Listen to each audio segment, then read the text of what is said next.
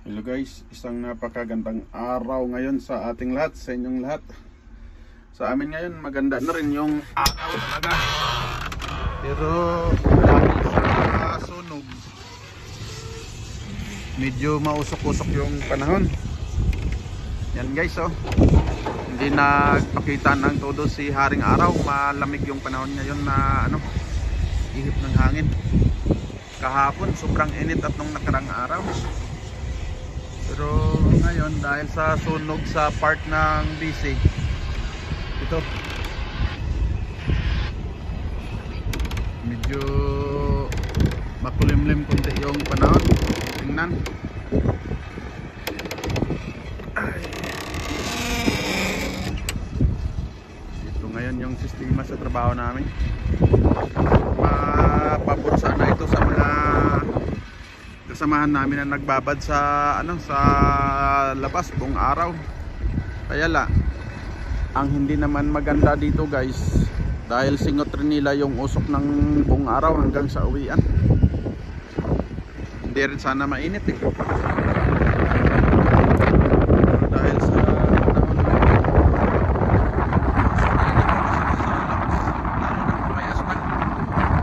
medyo mahangin-hangin konti dito dahil dito tayo sa taas ng bundok. Nagtutulak kasi tayo ng lupa at magbabakpil.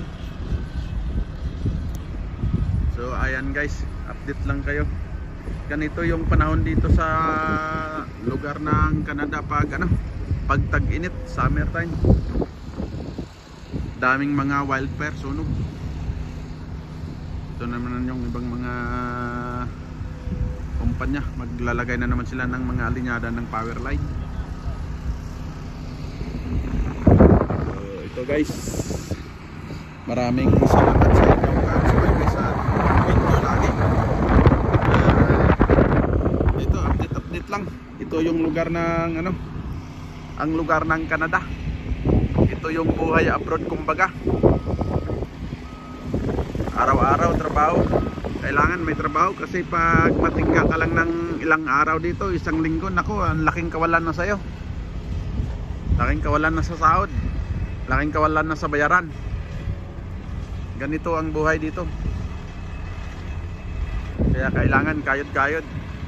Bahay trabaho guys. Pero normal lang naman yan kahit saan naman tayo. So hanggang sa muli guys. Hanggang dito na lang muna yung ating video. Maraming salamat sa inyong pagtangkilik at sa pagsubaybay sa ating video. Salamat at God bless po sa ating lahat. Bye bye.